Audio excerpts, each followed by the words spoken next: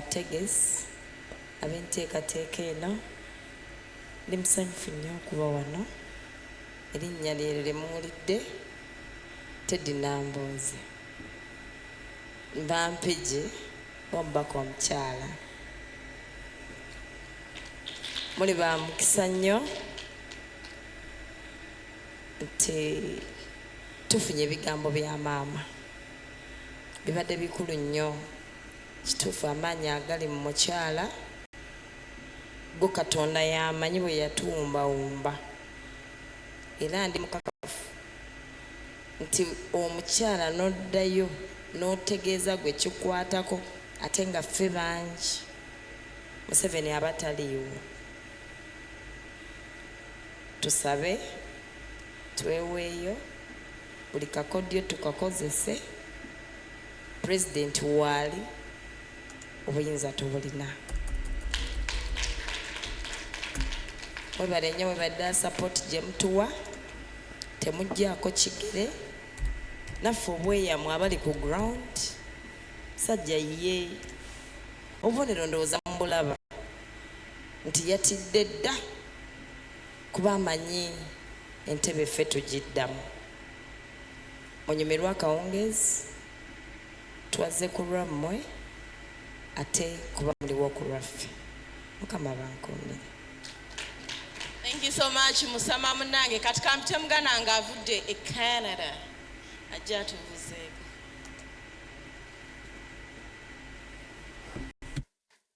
How resilient she is okutambula essaawa zino.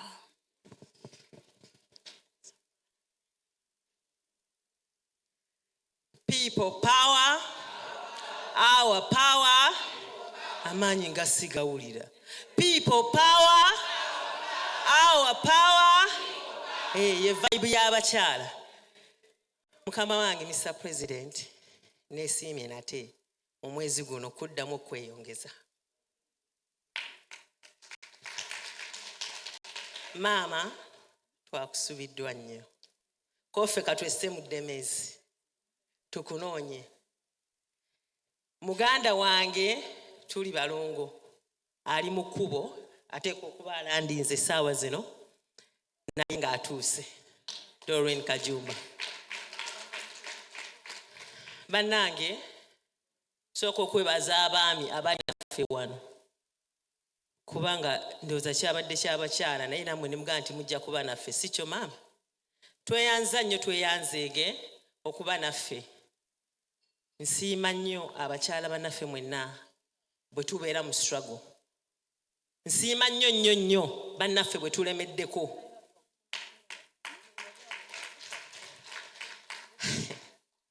Adamji, California. Nze nkwita California kubanga tuvudde wala. Sigamba nti abatwegasseeko mu kutambula tetusiimye, naye waliwo emboozi ze tusobola okunyumya ziri ez'eddamu nga twesisinkanye. Naye nga mwebali nnyo, mwebalire ddala okuba wano.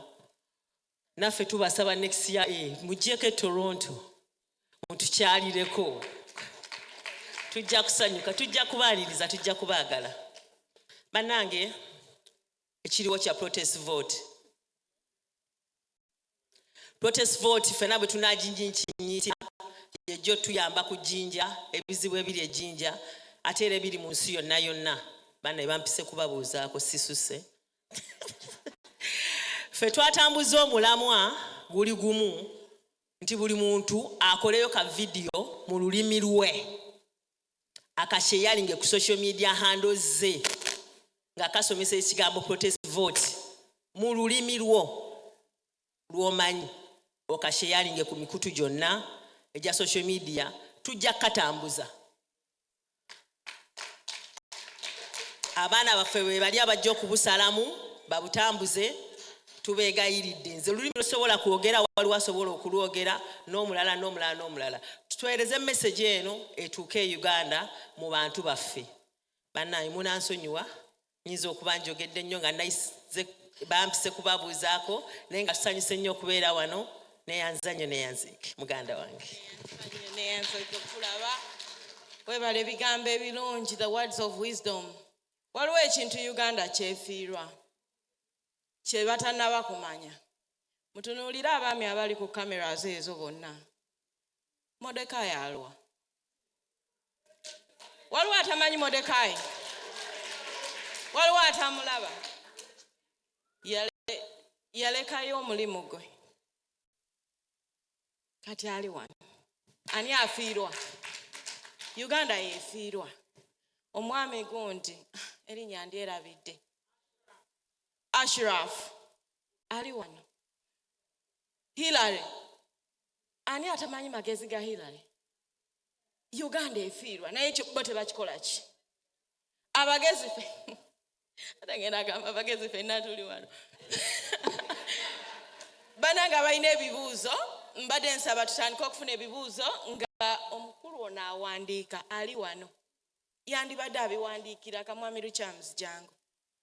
Abantu bonna ab'amagezi kyokka tuli wano tukola obuli mulimu lwakuba ewaffe baatukola ki? Baatwetamyayo tuddeyo tukole ki? Nze no ngenda kuumako emitiyaana. Ngenda k'emitiyaana kakuuma. Omusajja awandiika ekitabo kino.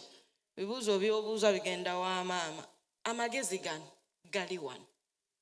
Kati alina kano kaguza ffe abaddugavu. Abazungu tebakeetaaga. Abaana baffe bandibadde bakagula eka.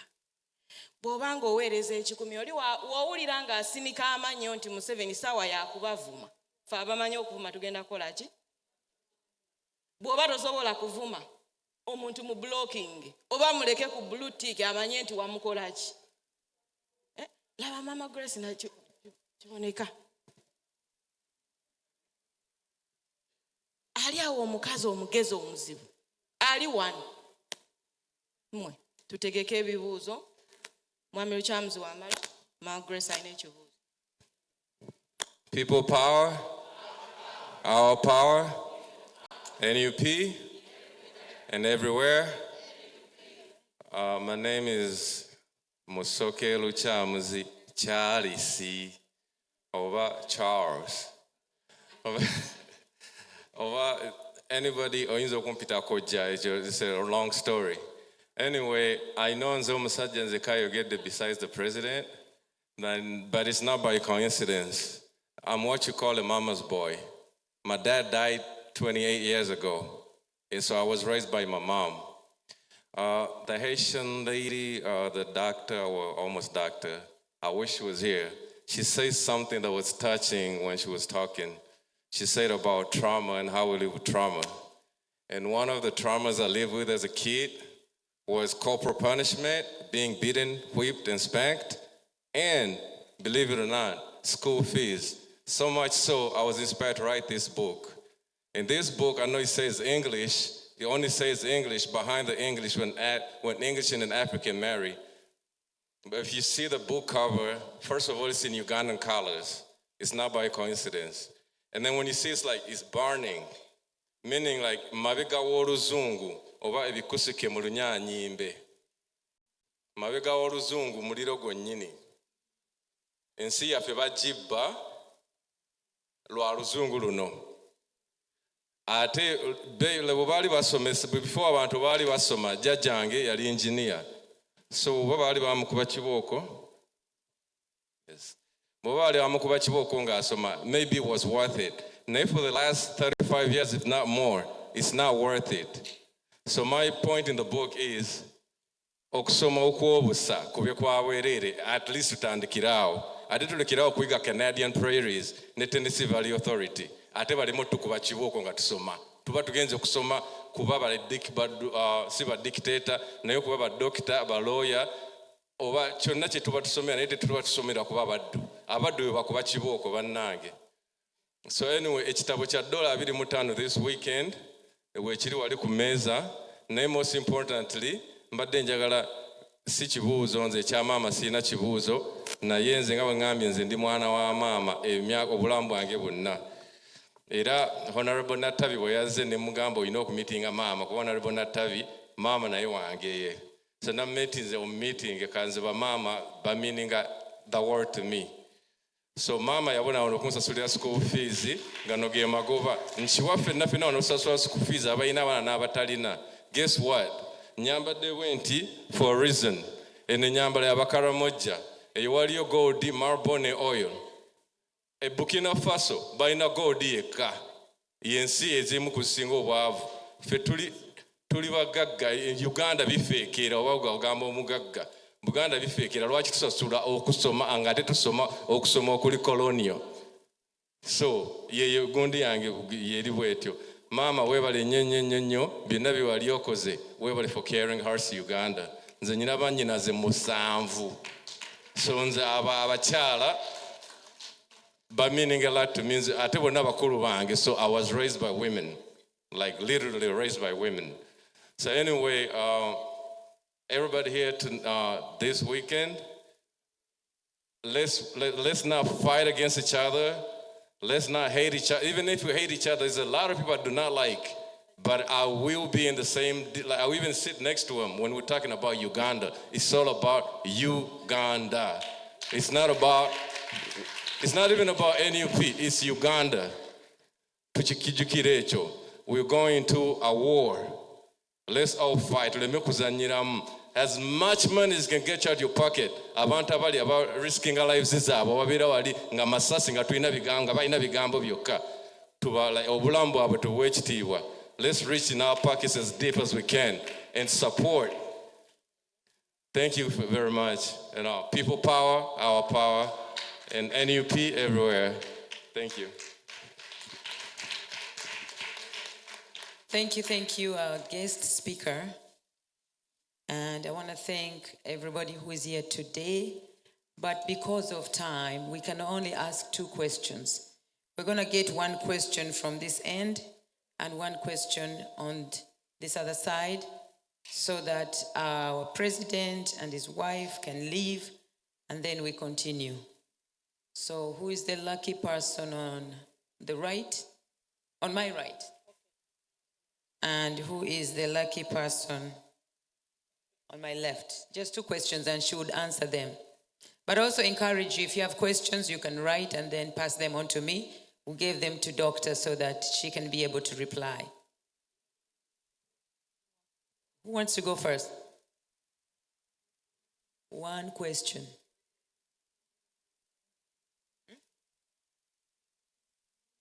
Temwina bibuuzo ndowooza agende. Kale, banange it's late. Mutusonyiwe tweyanziza nnyo. Abagenyi baffe abakulu. Bannaye nze ndi mukyalo w'eggombolola e Minnesota. Bakuba bedda njogera Oluzungu naye. Ebyakabaka mbiteekamu nnyo amaanyi. Mwebale nnyo, weebalire ddala. Nice to meet you. Thank you so much. N'abalala bannange, thank you all for being here today. But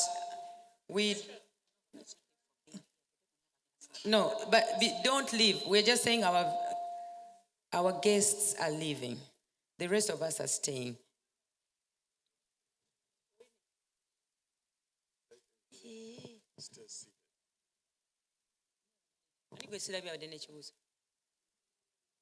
I'm sorry.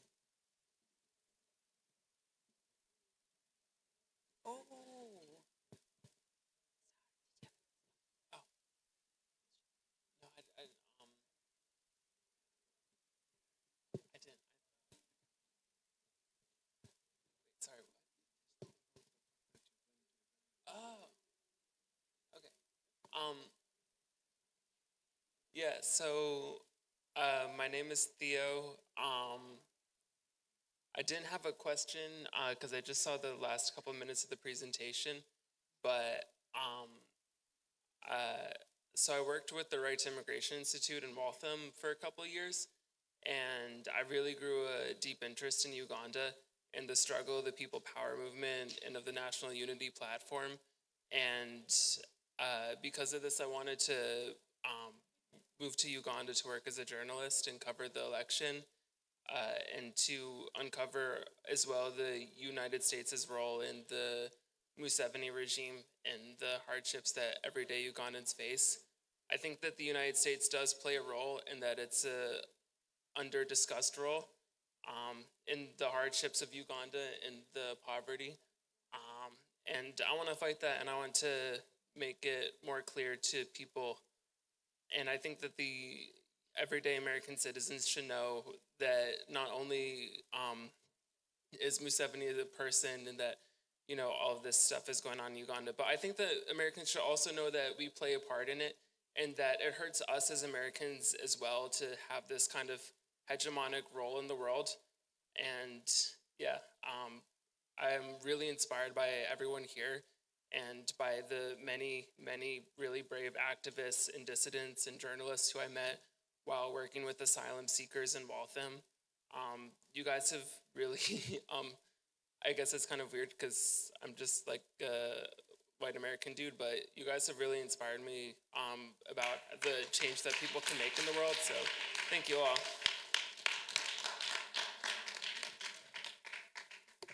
Okay, we have just one question. My name is Quentin, and I have a question for all of you. Why is a quote called "People Power, All Power"? Okay, go slow. Why is there a quote called "People Power, All Power"?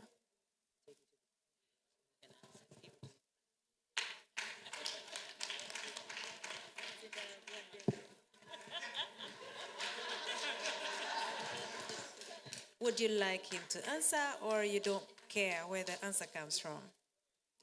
Him to answer. You made the right choice. He'll give you the best answer. Trust me. Thank you, Quinton. Quinton, you're really bad. You got me in trouble. You asked me the hardest questions. But anyway, that makes you a great young man. Now, Quinton, we say people power, our power, literally meaning that people power is our power. We do what we do in the name of the people. We strongly believe that power belongs to the people, as the law says. So we do everything getting this power from the people. People power is our power. Without the power of the people, we are nothing. But with the power of the people, we are everything. That's why we come to the people to get their endorsement, to get their support, and to get their blessing. And as long as the people are powerful, we are powerful. That is what we say. People power is our power, and our power is people power. Thank you very much, Quinton. You're welcome. Well, question. All right, so the First Lady and, okay, the President and the First Lady are leaving, but we're all staying in here. Please don't leave.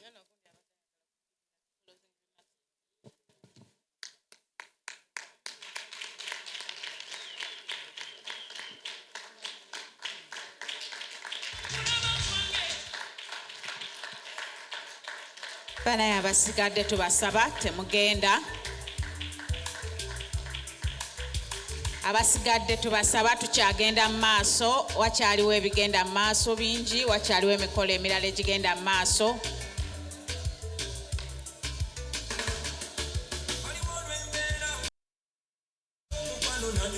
As the President and the First Lady on their way out,